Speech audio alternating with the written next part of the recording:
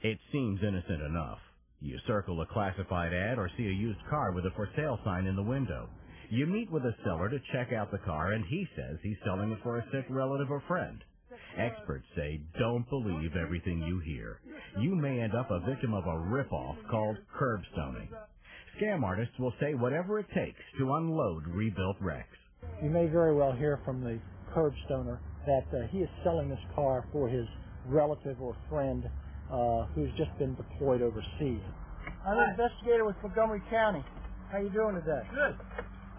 Can you step out? I'd like to ask you some questions. Yeah. John Creel is a consumer investigator who's been busting curbstoners for years. He says they pick up bad cars from junkyards or wholesale auctions and pass them off as cream puffs to vulnerable consumers. Whenever you have a decreasing economy and the shock that we just recently had, people are going to be looking for used cars. We even have people who are selling their new cars to get out from underneath their car payments.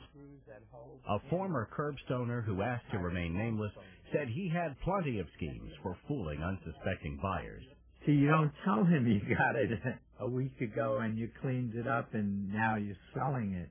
It's possible even to hide the fact that a car has been totaled by registering it in another state. Repair that car so that it looks good and get it back on the road.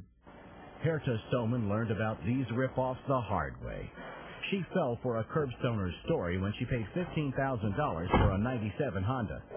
She found out later from a dealer that the warranties had been voided because the car had been totaled.